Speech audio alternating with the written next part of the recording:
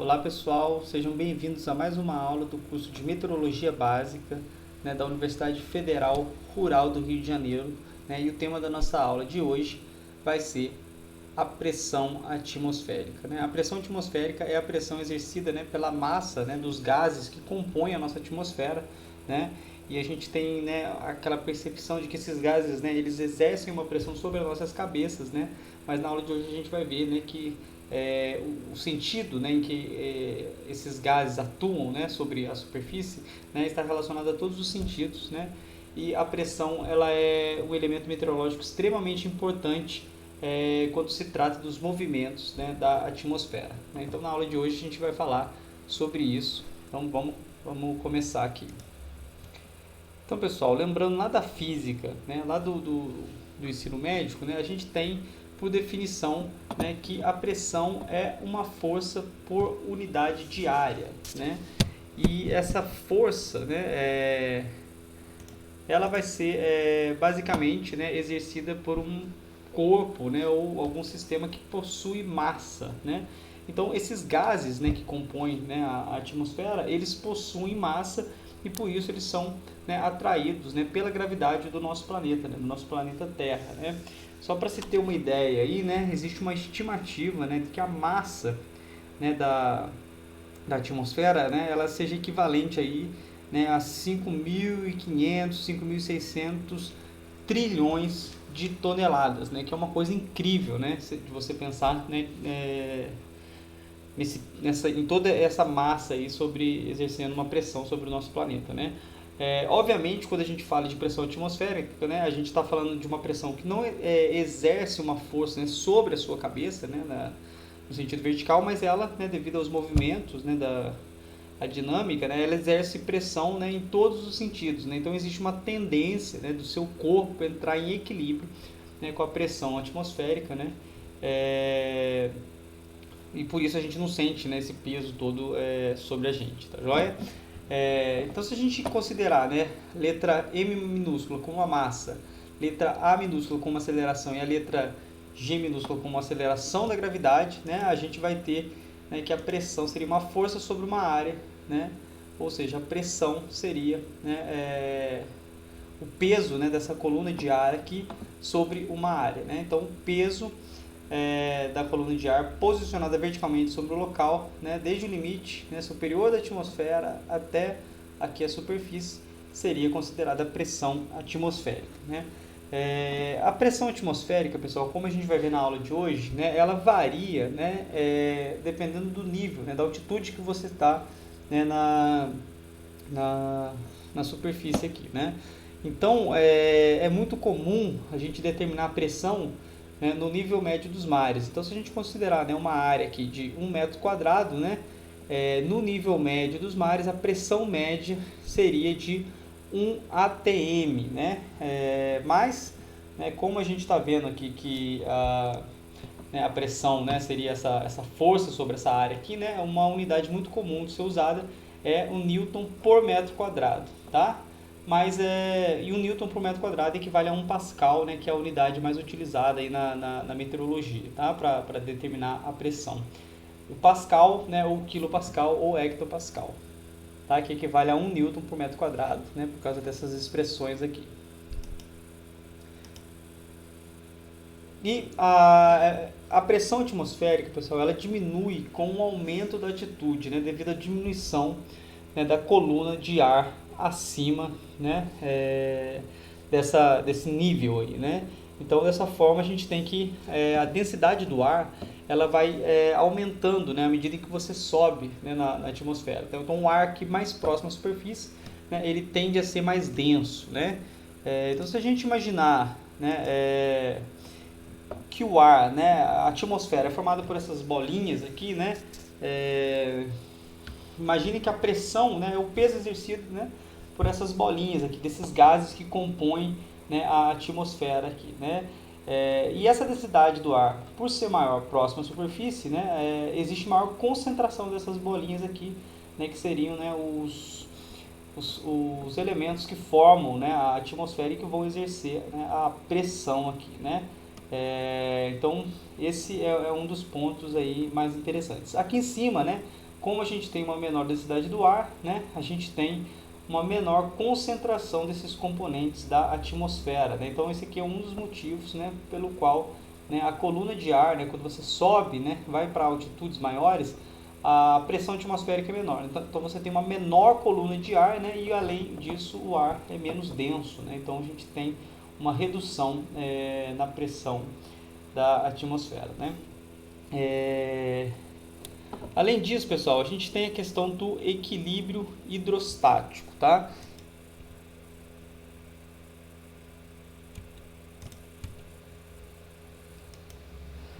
Com exceção dos processos, né, que envolvem fortes correntes convectivas, né, que normalmente estão associados à formação de nuvens com grande extensão, com grande desenvolvimento vertical, né, como por exemplo as nuvens cumulonimbus, né, as componentes verticais, né, do movimento atmosférico são relativamente pequenas, né, então elas podem ser desprezadas, né. Assim, uma parcela de ar ela pode ser considerada, né, em equilíbrio em termos de movimentos verticais, né. O equilíbrio hidrostático, né, ele representa o balanço entre a força do gradiente vertical de pressão, né, que sempre está voltada para cima, né, e a força da gravidade, né, que é sempre voltada para baixo, né. Então esse estado de equilíbrio, né, é um dos mais constantes na atmosfera, né, e acontece em todas as escalas, né, dos movimentos atmosféricos, com exceção, né, em pequenas escalas, né, com grande aceleração vertical, né. Então a gente ressalta que muitos modelos, né, principalmente os modelos mais grosseiros, utilizam, né, essa questão aqui do equilíbrio hidrostático, né. E o que ele me diz? Ele diz que a variação da pressão, né, que é representada por esse ΔP aqui, né, vai ser igual, né, à densidade, né, do ar, né, a gravidade vezes a variação da altitude, tá? Que é esse ΔZ aqui, né? A diferença de pressão, né, é uma pressão num ponto 1, né, que poderia ser considerada aqui na superfície, o ponto 2 aqui, por exemplo, no topo do Monte Everest, né, a 8.850 metros de altitude, né? Então essa diferença de altitude, né, seria, né, essa diferença aqui no nível médio dos mares e a 8.850 metros de altitude. Então essa relação hidrostática aqui, né, a variação da pressão vai ocorrer, né, devido à ação da gravidade e também a diferença, né, de densidade, tá joia?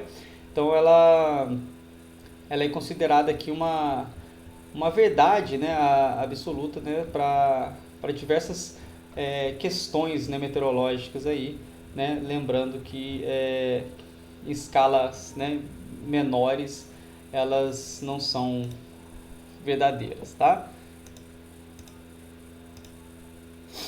Então aqui, pessoal, a gente tem, né, a representação daquilo que a gente já comentou, né?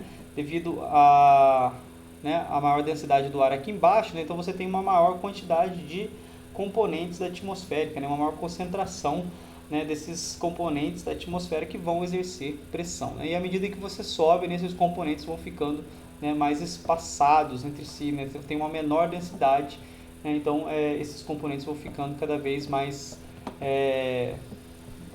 espaçados entre si, né? Então é muito comum, né, a gente pensar, né, em um ar rarefeito, né, em grandes altitudes, né? Isso é muito comum, né, de ser observado principalmente em práticas esportivas, né? Quando um time brasileiro vai jogar, por exemplo, a Libertadores em cidades muito altas, né?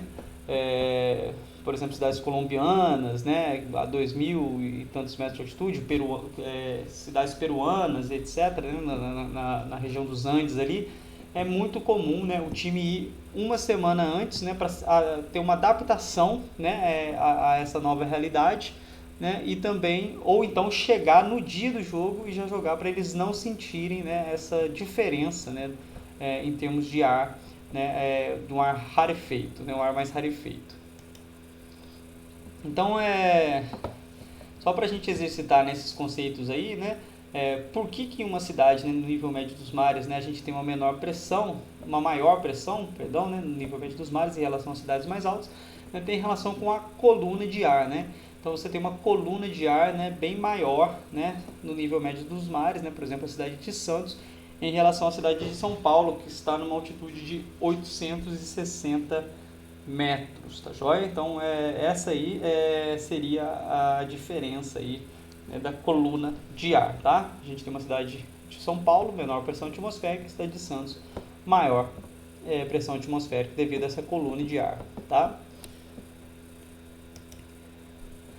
Também, pessoal, é muito comum, né, a gente pensar, né, que a força-peso ela atua só na vertical, mas na verdade ela atua em todos os sentidos, né, não só sobre a sua cabeça, né, devido aos movimentos do ar, né. Então, quando você sobe uma montanha, né, por exemplo, você sai da cidade de Santos e vai para São Paulo, né, é muito comum, né, você sentir um certo incômodo, né, no seu ouvido, né, a sensação de um ouvido entupido, né.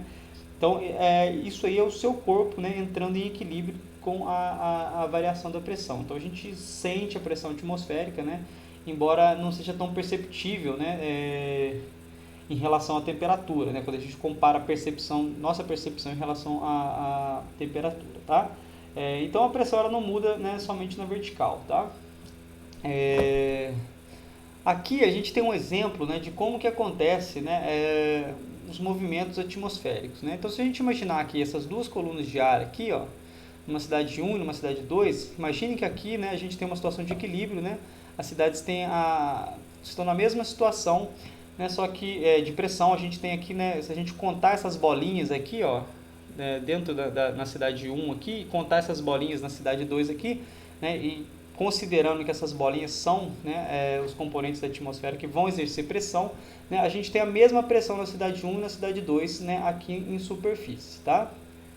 Aqui na superfície. O que acontece, né, é que devido, né, à ação desigual, né, da radiação solar, né, nas diferentes regiões, né, mesmo considerando em uma mesma altitude, né, a gente tem normalmente o resfriamento, né, de uma coluna de ar aqui, né, no caso aqui representado na cidade 1, né, e o aquecimento da atmosfera na cidade 2, né. Então isso provoca, né, uma mudança aqui no estado, né, da atmosfera aqui, né. A gente tem, né, um ar que vai ficando mais denso aqui na cidade 1, né, e menos denso aqui na cidade 2, tá? Então quando a gente vai, né, para altitude, né, lembrando que aqui na superfície a pressão é a mesma, né? Se a gente contar essas bolinhas aqui, ó, a pressão é a mesma, né?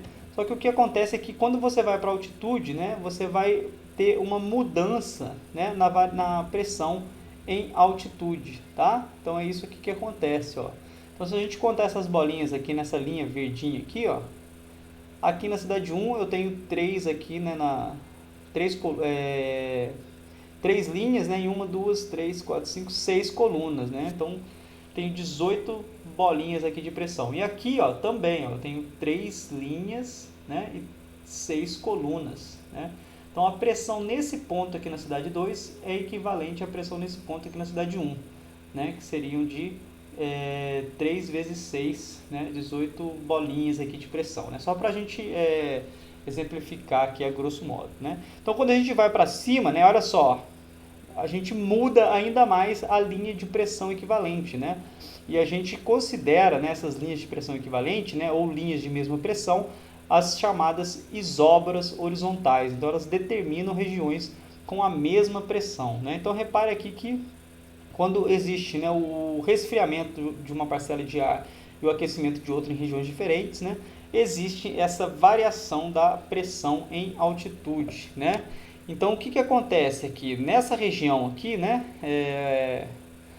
o ar tende a ficar, né, sob baixa pressão, né, e aqui o ar sob alta pressão, né? Então repare que nesse ponto aqui em altitude, né, existe essa diferença de pressão, né?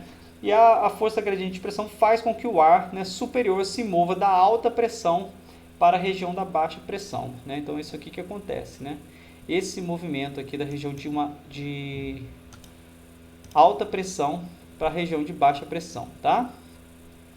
Então isso é muito comum, né, devido a essa força gradiente de pressão, tá?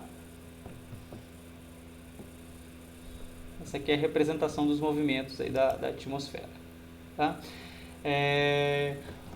Uma das experiências mais famosas, né, relacionadas à pressão atmosférica, né, foi a experiência realizada por Torricelli, né, em 1643. Né? O Torricelli ele pegou, né, um tubo de mercúrio, né, cheio de mercúrio, né, imaginando que esse aqui seria o tubo dele, né, ele encheu até o bico aqui, até a boca de mercúrio. Então esse vidro aqui, esse recipiente, estava completamente cheio de mercúrio, né, e ele virou, né, esse mercúrio em uma cuba, né, um outro recipiente aqui também contendo mercúrio, né. Então ele tampou, né, esse bico aqui de mercúrio, né, e virou, né, esse recipiente aqui dentro de um outro com mercúrio. E ele reparou que aqui, ó, né, essa região aqui, né, o mercúrio desceu até esse ponto aqui, ó. Então aqui foi gerado o vácuo, né? Antigamente o pessoal, né, não aceitava muito essa ideia do vácuo, né? Eles tinham uma certa dificuldade, né, de entender o vácuo, né? Então aqui se formou vácuo, né? Estava repleto de mercúrio. Quando ele virou, né, esse recipiente aqui nessa cuba aqui, o mercúrio desceu até esse nível, gerou um vácuo aqui, né? E, obviamente, né, esse nível aqui de mercúrio que subiu um pouquinho, só que ele se estabilizou nesse ponto, né? Então, olha só que interessante, qual foi a conclusão aqui do Torricelli, né? Ele mediu, né, essa altura aqui, ó, dessa coluna de mercúrio aqui, ó. Então ele mediu e viu que essa coluna tinha, né, uma altura de 760 milímetros, né, ou 76 centímetros.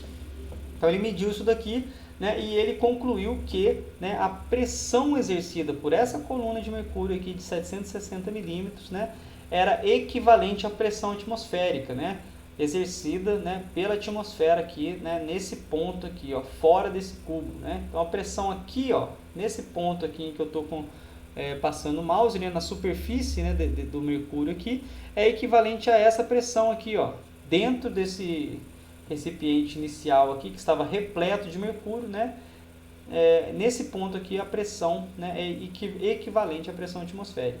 E a pressão atmosférica é equivalente, né, a 760 milímetros. Né? Então, a partir dessa experiência aqui, né, o Torricelli deu início assim, né, um processo de confecção de instrumentos, né, de medição de pressão atmosférica. Né? Então, esse instrumento aqui, né, é conhecido como barômetro, né, barômetro de mercúrio, né, conforme vocês vão poder ver lá na parte assíncrona, né, com os instrumentos de medição de pressão atmosférica.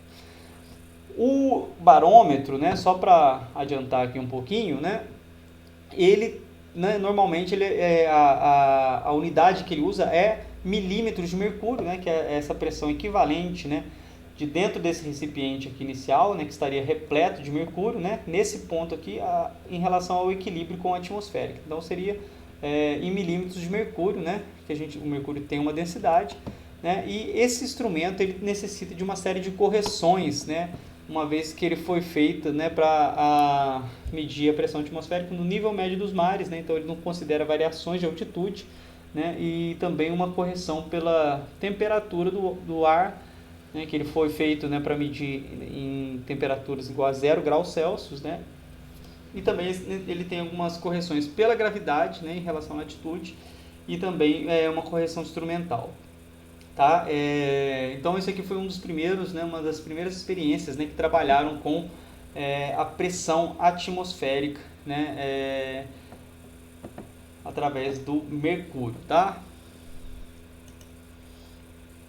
E, pessoal, assim como os outros elementos meteorológicos, né, a pressão atmosférica também apresenta uma variação diária. Né? Então ela apresenta máximos, né, em torno de 10 horas da manhã, né, e 10 horas da noite, né, e apresentam valores mínimos, né, em torno de 4 horas da tarde e 4 horas da manhã. Tá? Então essas diferenças, né, máximo e mínimo, né, elas têm relação, né, com a atração gravitacional, né, da Lua. Né? Então essas diferenças aí, né, principalmente na região tropical, ocorrem, né, dois máximos às 10 horas da manhã e às 10 horas da noite, dois mínimos às 4 da manhã e às 4 da tarde. Né? E esse caráter oscilatório, né, diário da pressão, né, é atribuído às marés atmosféricas, né, que é resultado dessa atração, né, gravitacional da Lua. Né? Então a gente tem duas marés atmosféricas basicamente coincidentes com as marés oceânicas, né? Duas de baixa mar e duas de pré-mar, tá? Então, por isso que a gente tem essa variação diária aqui, né? E toda vez que a gente tem, né, a passagem, né, de sistemas frontais, né, eles estão associados normalmente, né, a baixas temperaturas aqui, né? Que tem relação com aquela questão dos movimentos atmosféricos que a gente falou, né? Quando existe, né, o resfriamento do ar em uma região, né, e o aquecimento do ar em outra região, essa diferença, né, gera diferença nas pressões em altitude e faz com que ocorram, né, os movimentos, né, atmosféricos, né? Então, a pressão não muda só na vertical, né? E o gradiente de pressão, na verdade, né, ele é uma das forças que vai produzir movimento do ar, né, que a gente vai ver na próxima aula, né, a aula sobre vento, né? Então ela é uma das forças que produzem movimento do ar, tá bem? Então as pressões, né, a pressão atmosférica está associada normalmente à mudança, né, de condições do tempo.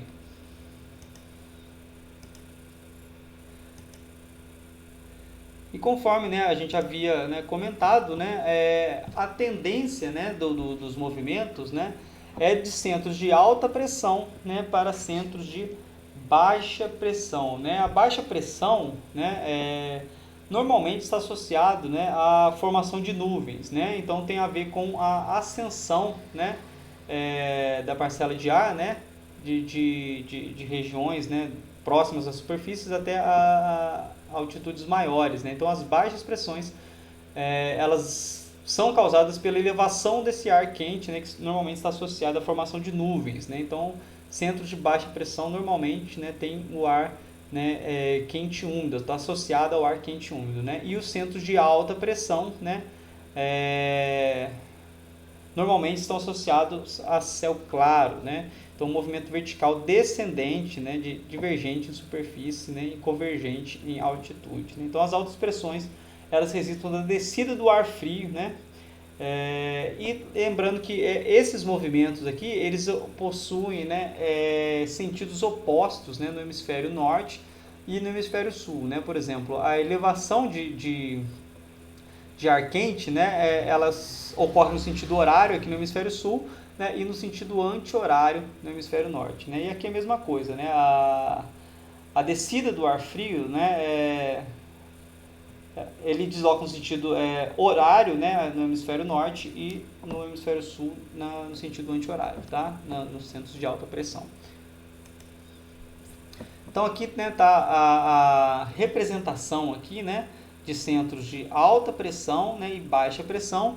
Em português a gente associa a alta pressão com a letra A maiúscula, né, e a baixa pressão com a letra B minúscula, né, mas é muito comum a gente encontrar, né, as letras em inglês, né, H de alta pressão, né, de high, e a letra L, né, de low, de baixa pressão, tá? Então, em inglês e em português as denominações são diferentes, né?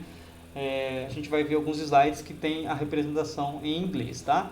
Então aqui o centro de alta pressão, né, que você tem um movimento descendente, né, do ar, né, do ar frio, e o centro de baixa pressão que você tem, né, a ascensão do ar quente aqui, úmido, né, que está normalmente associada à formação de nuvens.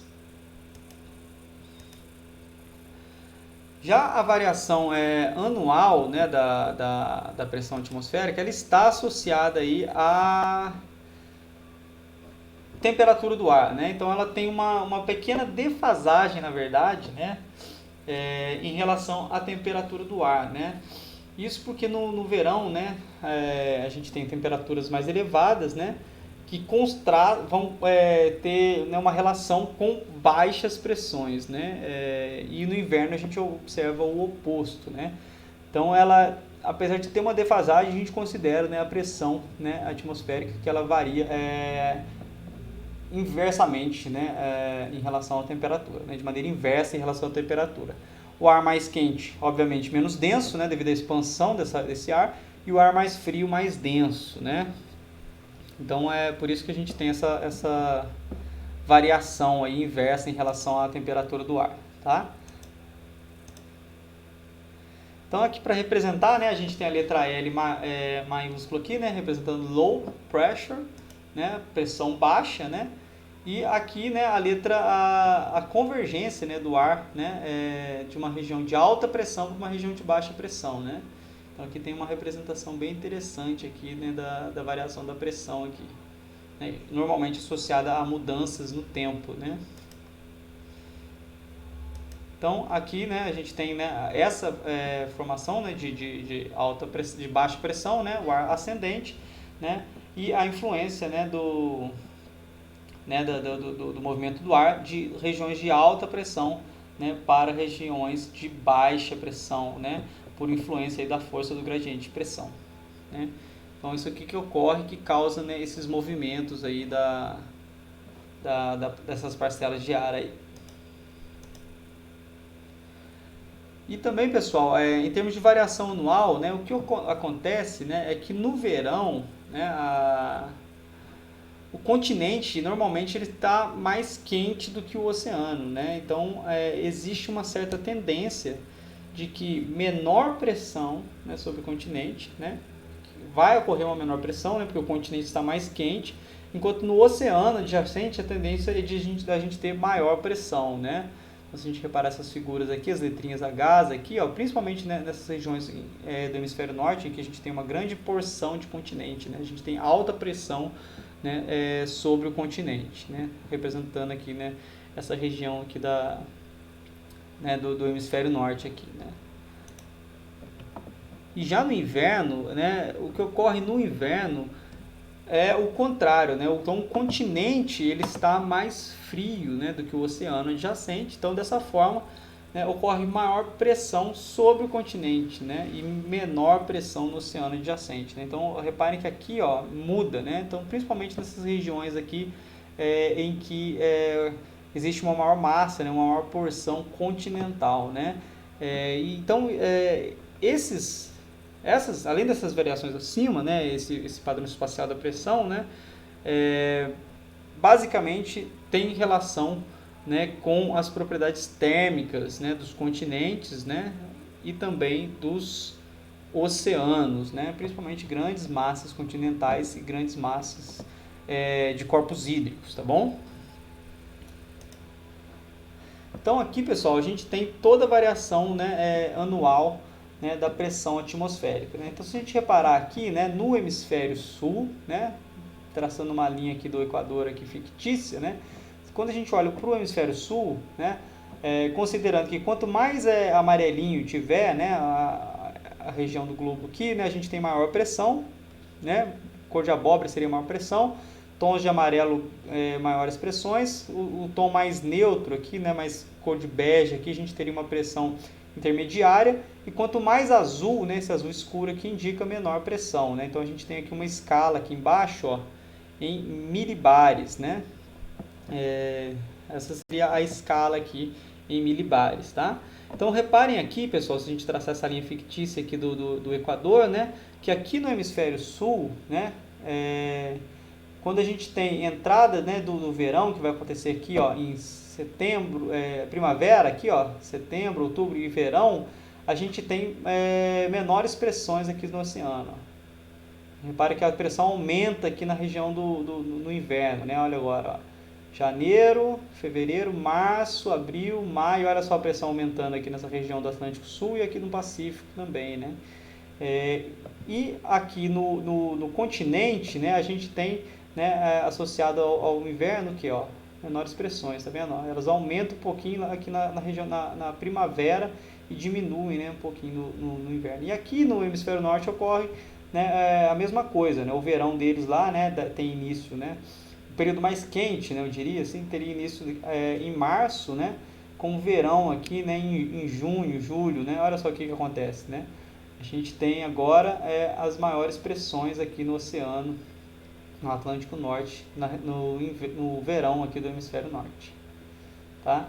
E aqui também no continente é bastante visível, né? Olha só, baixa pressão aqui, né? E alta pressão no inverno, né? Então ocorre essa questão aí. Verão, baixa pressão, inverno, alta pressão, né? No hemisfério norte, né? Lembrando que as estações são inversas, né? No hemisfério norte e no hemisfério sul.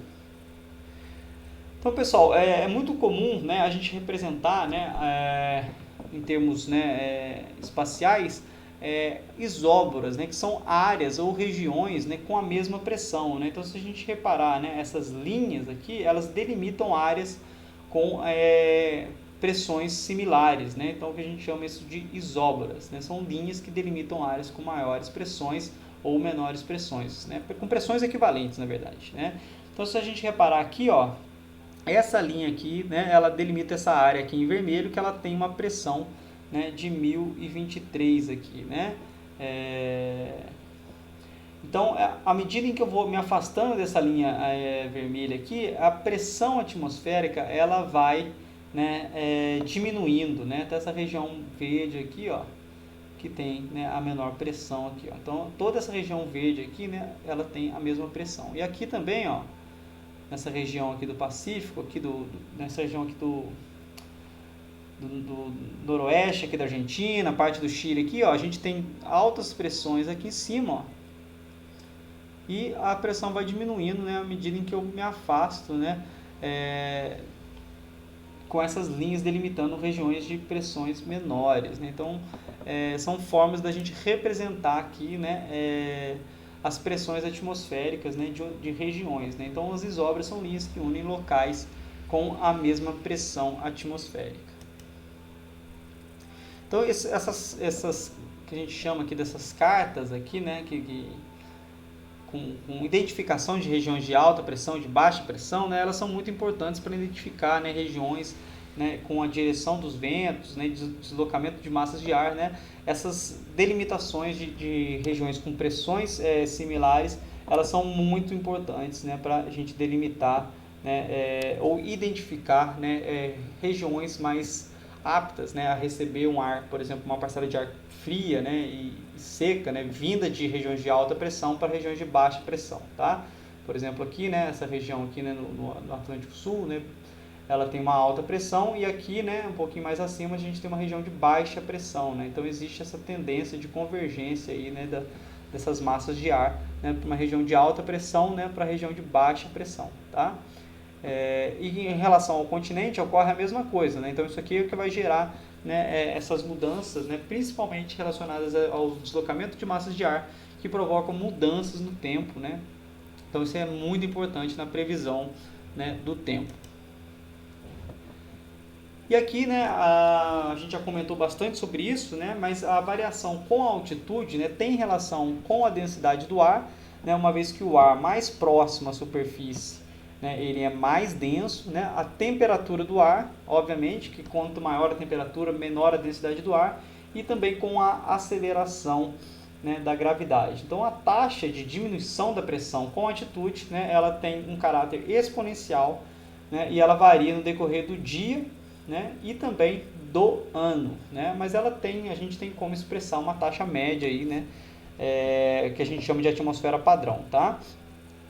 Ar seco, né, composição constante, né, de hidrogênio, e gravidade uniforme e invariável, né? Isso aqui é uma simplificação da realidade de tudo que a gente conversou aqui, tá? Então esse gráficozinho aqui do canto direito, né, ele tem no eixo Y a altitude em quilômetros, né, e aqui a pressão, né, em milibares, aqui no caso, né, a pressão da atmosfera, né?